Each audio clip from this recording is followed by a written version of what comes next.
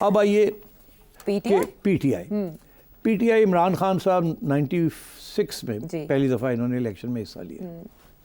کچھ نہیں ملا, کوئی اسٹیبلشمنٹ کی ہیلپ نہیں تھی.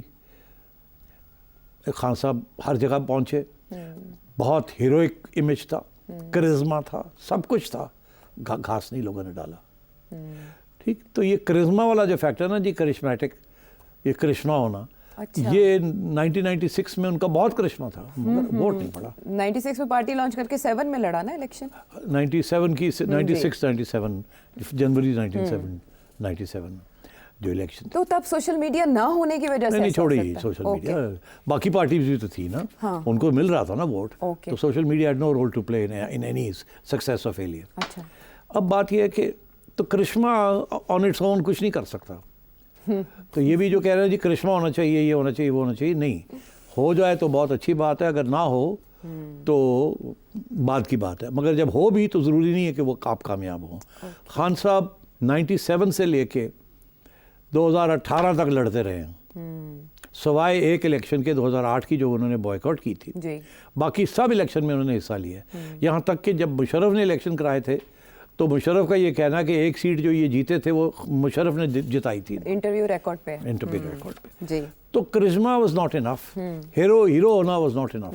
پاکستان کی عوام بڑے سوچ سمجھ کے ووٹ دیتی تھی. اچھا, تو جو لوگ یہ کہہ رہے ہیں کہ جی خان صاحب کا کرشمہ تھا, وہ جب وقت آیا تو اس وقت نہیں ملا انہیں. اس وقت کرشمہ کامیاب آیا جب اسٹیبلشمنٹ نے ہاتھ بٹایا. میجک. تو اسٹیبلشمنٹ کا رول ان دی سکسیس اور فیلئر آف پارٹیز بہت بڑا رہا ہے اس ملک میں. ٹھیک, میں اس لیے یہ پوائنٹ میں نے میک کیا ہے کیونکہ یہ اب پارٹی باہر آ رہی ہے, ایک نئی پارٹی. کو آپ نے ایک طرف کر دیا. ایم کیو ایم کا بھی تو ایم کیو اسٹیبلشمنٹ نے بنائی تھی. اچھا, سب کو پتہ ہے اسٹیبلشمنٹ نے ایم کیو ایم بنائی تھی پیپلز پارٹی کو کاؤنٹر کرنے کے لیے, جس میں جنرل اسلم بیگ کا بہت بڑا ہاتھ تھا. ٹھیک ہے, اور اسلم بیگ نے اور الطاف حسین نے مل کے پیپلز پارٹی کی گورنمنٹ, پہلی گورنمنٹ کو ڈی اسٹیبلائز کیا تھا, اور بہت سے ہنگامی حالات کریٹ کیے تھے. پھر محترمہ کو نکال دیا گیا, کسی couldn't deal with it. ٹھیک ہے, تو ایم کیو ایم کے بھی کتنے گروپس نکلا ہیں, اور ہر گروپ جب نکلتا ہے وہ بھی اسٹیبلشمنٹ سے پوچھ کے نکلتا ہے. اور اسٹیبلشمنٹ اپنے مورے ساری جگہ پہ بٹھائے ہوئے ہوتے ہیں. اسی لیے آپ نے دیکھا جب ضرورت پڑتی ہے تو جیسے اسٹیبلشمنٹ کی طرف سے پیغام جاتا ہے, جو باقی مورے ہیں وہ شروع ہو جاتے ہیں ہلنے. تو میں نے دو باتیں اب کہی ہیں نچوڑ. ٹھیک ہے, ایک یہ role of charisma not so important, وہ سمجھ آ گئی, وہ نیسسری نہیں ہے. نیسسری کنڈیشن خان صاحب کی تھا کرزما, مگر کامیابی نہیں ہوئی. اس وقت تک کامیابی نہیں ہوئی جب تک اسٹیبلشمنٹ نے انہیں اٹھایا نہیں, بنایا نہیں, اور کرسی پہ نہیں بٹھایا. ٹھیک ہے, ٹھیک, یہ وہی بات ہے کہ جیسے نواز شریف جب کرسی پہ بیٹھ گئے اسٹیبلشمنٹ کے تھینک یو, تو اس کے بعد انہوں نے سوچا کہ اب میں عوامی بن چکا ہوں. تو پھر انہوں نے جب عوامی حرکتیں کی تو اسٹیبلشمنٹ نے کہا خدا حافظ. خان صاحب کے ساتھ بھی یہی ہوا. عمران نواز شریف صاحب بھی اینٹی اسٹیبلشمنٹ ہو گئے, اور اب عمران خان صاحب بھی اینٹی اسٹیبلشمنٹ ہو گئے. تو میں یہ دو پوائنٹس میک کر رہا ہوں, role of establishment and role of charisma. اب آئیے کہ آج کے حالات کے اندر کیا صورت ہے اس پارٹی میں, دونوں میں سے کیا ہے؟ اس پارٹی میں دونوں حضرات کرزما نہیں ہیں, بٹ مجھے فکر نہیں اس چیز کا. میں نے ابھی آلریڈی ایکسپلین آپ سے کیا ہے کہ باقی سارے جو باکسز ہیں وہ ٹک ہوتے ہیں صحیح, جو کہ میں سمجھتا ہوں آج تک کسی کا اتنے باکسز ٹک نہیں ہوئے. شاید خان صاحب ان میں سے کچھ ایسے باکسز تھے جو خان صاحب کے لیے ٹک ہوتے تھے. ہی واز ناٹ کرپٹ, ٹھیک ہے, اتنے کمپیٹنٹ نہیں تھے, اتنے پروفیشنل نہیں تھے, تو ان کے پاس تو ساری چیزیں ٹک ٹک ٹک ٹک ٹک ہو رہی ہیں. کرزما نہیں ہے, بٹ ڈزنٹ میٹر, قابلیت ہے. ٹھیک ہے, مگر خلا ہوگی تو ایک پارٹی بنے گی نا, اسپیس بنے گی نا. اور پہلا بات, دوسری بات یہ ہے اس خلا کے اندر اسٹیبلشمنٹ ہاتھ پکڑے گی تو آگے جائے گی نا. یہ ہماری تاریخ ہے. بعد میں کیا ہوتا ہے وہ الگ بات ہے. ٹھیک ہے, تو اب کیا اس سٹیج پہ کہ خلا ہے کہ نہیں ہے, میں نے کہا خلا نہیں ہے. اس خان صاحب بھر کے بیٹھے ہوئے ہیں, سب کچھ لے کے بیٹھے ہوئے ہیں. اور اسٹیبلشمنٹ جو ہے وہ اب اس وقت اسٹیبلشمنٹ جو ہے یہ پی ڈی ایم والوں کے ساتھ ہے. ایسی تو کسی سٹیج پہ اگر اسٹیبلشمنٹ پی ڈی ایم والوں سے خدا حافظ کر لیتی ہے, یا ان کے آپس میں لڑائی جھگڑے ہو جاتے ہیں, تو پھر چانس بنے گا ایک پارٹی کا. لیکن جب اس میں پارٹی اس قسم کے لوگ جی جو کہ کمپیٹنٹ ہیں, آنیسٹ ہیں, پروفیشنلز ہیں, اگر وہ اسٹیبلشمنٹ ان کا ہاتھ پکڑتی ہے ٹھیک ہے اور یہ کہتے ہیں پکڑ لو, ہو سکتا ہے وہ کہے آؤ ہم پکڑتے ہیں, ہو سکتا ہے یہ کہیں نہیں ہم نہیں پکڑیں گے, تو اگر نہیں پکڑیں گے تو یہ کہیں نہیں کامیاب نہیں ہوں گے. ٹھیک ہے, یہ تاریخ کا یہ سبق ہے. یہاں انقلاب آ سکتا ہے, ٹھیک ہے نا, اس کی تو کوئی بات نہیں ہم کر رہے, ٹھیک ہے, مگر اگر آپ نے سینٹر میں رہنا ہے تو پھر اسٹیبلشمنٹ کا ہاتھ لے کے آگے بڑھنا پڑے گا. اچھا, اب ان سے جب یہ پوچھا جاتا ہے کہ آپ تو بڑی پرو اسٹیبلشمنٹ لوگ ہیں, اسٹیبلشمنٹ کے ساتھ آپ کا کیا رویہ ہوگا, تو جو جواب ملتا ہے گول مول کا وہ اسی قسم کا ملتا ہے کہ ہم اسٹیبلشمنٹ کے خلاف, ہم اسٹیبلشمنٹ کے ساتھ کام کریں گے, ان کے لیے کام نہیں کریں ان کے لیے کام نہیں عشرت العباد صاحب نے کہا, یہ عشرت اور یہی العباد صاحب بات انہوں نے بھی کہا کہ اسٹیبلشمنٹ سے ہمارا تعلق نہیں ہے. مگر یہ اس کا یہ مطلب نہیں ہے کہ بن نہیں سکتا, کیونکہ میرا جو تھیری ہے جی وہ یہ ہے کہ اس کے بغیر آگے بڑھنا مشکل ہے. مگر یہ ہے کہ میرا یہ بھی موقف ہے کہ اسٹیبلشمنٹ ایک بہت بڑا سٹیک ہولڈر ہے اس ملک کا. اگر آپ یہ سمجھتے ہیں کہ آپ نے اسٹیبلشمنٹ کے بغیر ہی سارا کچھ کرنا ہے اور ان کو ناک آؤٹ کرنا ہے, تو پھر آپ کو ایک انقلابی پارٹی بنانی پڑے گی. پھر یہ دیکھنا پڑے گا کہ آپ کس قسم کی آئیڈیولوجیکل پارٹی بناتے ہیں جو کہ اینٹی اسٹیبلشمنٹ ہو اور ٹکر لے اسٹیبلشمنٹ کے ساتھ, عوام کو لے کے آگے بڑھے. اس وقت یہ جو ایجنڈا ہے نا, یہ خان صاحب نے پکڑا ہوا ہے کہ عوام میرے ساتھ ہے, میں اینٹی اسٹیبلشمنٹ ہوں. جی جی, لیکن ابھی بھی وہ جیل میں ہیں, اور وہ ایک دن کہتے ہیں کہ میں اسٹیبلشمنٹ کے ساتھ بات کروں گا, دوسرے دن کہتے ہیں میں نہیں کروں گا. کمیٹی بھی بنتی ہے. تو یہ اب آگے ہم نے دیکھنا ہے کہ خان صاحب کی پارٹی اور خان صاحب کا رویہ ٹورڈز اسٹیبلشمنٹ اور اسٹیبلشمنٹ کا رویہ ٹورڈز دیز جینٹلمین کیا ہوگا کیا نہیں ہوگا. مفصل گفتگو ہو گئی. پارٹی کی ساخت اور ساکھ کا اندازہ اس بات سے بھی لگایا جاتا ہے کہ پارٹی میں کون لوگ شامل ہو سکتے ہیں اور اس کا بیانیہ کیا ہوگا. اس پر کچھ اشارے ہوتے ہیں پارٹی کے حوالے سے, پارٹی کے بیانیے کو لے کر, فرسٹ امپریشن کو لے کر, اور جو لوگ اس میں شمولیت اختیار کرتے ہیں اس کو لے کر. 3 سے 4 ہفتوں میں اس کے گولز اور اس کی باقی چیزوں کی تفصیلات سامنے آئیں گی. ابھی وہ کہہ رہے ہیں ہم نے صرف آئیڈیا دیا ہے, لیکن ابتدائی طور پر مصطفیٰ نواز کھوکھر صاحب تو ان کے ساتھ نہیں آئے. محمد علی دورانی صاحب ہیں ایسی شخصیت جو جوائن کر سکتے ہیں.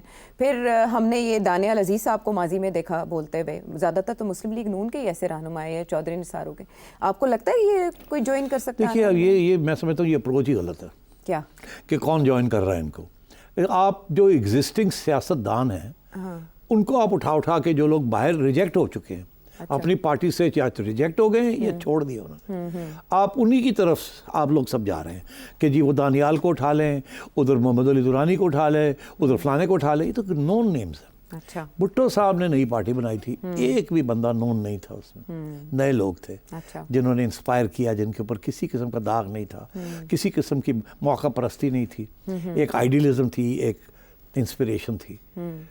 عمران خان صاحب نے بھی ایسا نہیں کیا. عمران خان صاحب نے کوشش تو کی ایسا کرنے کی, مگر انہوں نے کچھ لوگ پرانے لے لیے, کچھ نئے لے لیے, کچھ اب انڈیپینڈنٹس جو کہ الیکٹیبلز تھے وہ لے لیے. انہوں نے تو جسے کہتے ہیں نا چوچوں کا مربع. ہاں, چوچوں کا مربع. اسی لیے ہی از ان ٹربل کہ 4 لوگ, کوئی ادھر بھاگ رہا ہے, کوئی ادھر بھاگ رہا ہے, کوئی ادھر بھاگ رہا ہے, کوئی ادھر بھاگ رہا ہے. تو میں یہ سمجھتا ہوں کہ اگر اس پارٹی نے کامیاب ہونا ہے تو پہلی بات تو یہ ہے کہ عمران خان صاحب کو ہٹانا پڑے گا سین سے, پہلی بات. دوسری بات یہ ہے کہ انہیں اپنا عوامی موقف جو ہے اس کو ایکسپلین کرنا پڑے گا. آج کل کا عوامی موقف کیا ہے؟ کیا؟ اسٹیبلشمنٹ. مشکل کام ہے. خان صاحب نے کر دیا نا, وہ کر رہے ہیں, لیکن سائیڈ لائن بھی تو ہے نا, پھر عوام کے مسئلے تو جوں کے تو رہے. مگر عوام تو اسی لیے ان کے ساتھ ہے نا اس وقت کہ وہ کھڑے ہو گئے ہیں, اور یہ تاریخ میں پہلی دفعہ ہوا ہے کہ یہاں ایک کا سینٹیمنٹ بھی بننا شروع ہو گیا. اچھا, اب بات یہ ہے کہ یہ بات ہے کہ اسٹیبلشمنٹ کے ساتھ مل کے کام کرنا ہے, بغیر کام ملک نہیں چل سکتا, because it's a very powerful stakeholder. مگر اس وقت کلیش آف انسٹیٹیوشنز چل رہی ہے اس ملک میں, کلیش آف پارٹیز تو چل رہی ہے, clash of party with establishment. مگر جس ملک کے اندر کلیش آف انسٹیٹیوشنز شروع ہو جائے, اب کلیش آف انسٹیٹیوشنز ہے نا, اداروں کے, وہ بہت خطرناک سچویشن ہوتی ہے. اس لیے آگے کیا ہوگا کیا نہیں ہوگا I can't say, but allow me the last word. ان کا جو ٹریک ریکارڈ ہے دونوں صاحب کا, it is not revolutionary, it is not even reformist. میں آپ کو جو میری اسیسمنٹ ہے, دونوں میرے بڑے اچھے قریبی دوست ہیں, میں بہت عزت کرتا ہوں دونوں کی, اور اگر ان کی پارٹی بنی تو میں انہی کے لیے ووٹ ڈالوں گا. جوائن تو نہیں کریں گے نا؟ نہیں جوائن, میں تو صحافی ہوں, میں نہیں جوائن کروں گا کوئی بھی پارٹی. مگر بات یہ ہے کہ ان کا جو ایجنڈا ہے, مفتاح اسماعیل صاحب IMF ایجنڈا فالو کرنا چاہ رہے تھے, ٹھیک. آج IMF ایجنڈے کو کہا جاتا ہے اینٹی پور ایجنڈا. جی. جو لوگ اس کو فالو کر رہے ہیں وہ کہتے ہیں نیشنل ایجنڈا ہے, اس کے بغیر ملک نہیں بچتا. حالات کا تقاضا ہے. ٹھیک ہے نا, مگر عوام کے ذہن کے اندر کیا ہے, یہ بالکل ایسے ہی ہے, عوام دشمن ہے. عوام دشمن. اپنے خاقان عباسی صاحب بھی جی is not anti establishment, and انہوں نے بھی اسٹیبلشمنٹ کے ساتھ جب وہ پرائم منسٹر تھے کام کیا ہے. ہاں, کوئی تضاد نہیں تھا, بنا کے رکھا, اچھا کیا, پل کا کردار ہے. تو اب بات یہ ہے کہ ان حضرات کو بھی سوچنا پڑے گا کہ ایجنڈا ان کا کیا ہوگا. انہوں نے ابھی حال ہی میں پورا ایک دورہ کیا تھا, امیجنیشن, ری امیجننگ پاکستان. ری امیجننگ. مجھے معذرت کے ساتھ میں کہوں گا اس میں مجھے کوئی نظر نہیں آیا, اسپارک نہیں نظر آیا. نہیں, امیجن کیا امیجن, ری امیجن, کوئی ری امیجن نہیں ہوا اس میں. ری امیجن میں ریاست کے ادارے جو ہیں ان کو ریفارم کرنا ہے. اس ملک کا جو سب سے بڑا پرابلم یہ ہے کہ ریاست کے ادارے جو ہیں وہ اتنے حاوی ہو چکے ہیں عوام کے اوپر کہ سب کچھ وہی کھا جاتے ہیں. ٹھیک ہے. اب بات یہ ہے کہ اس کو یو ہیو ٹو ڈسٹریبیوٹ دس. ابھی اس حکومت نے, اس سے پہلی حکومت نے جو PDM کی حکومت تھی, انہوں نے ایک برٹش ایکسپرٹ کو ہائر کیا. اچھا. ابھی شہباز صاحب بھی اس کو کنسلٹ کر رہے ہیں. اچھا.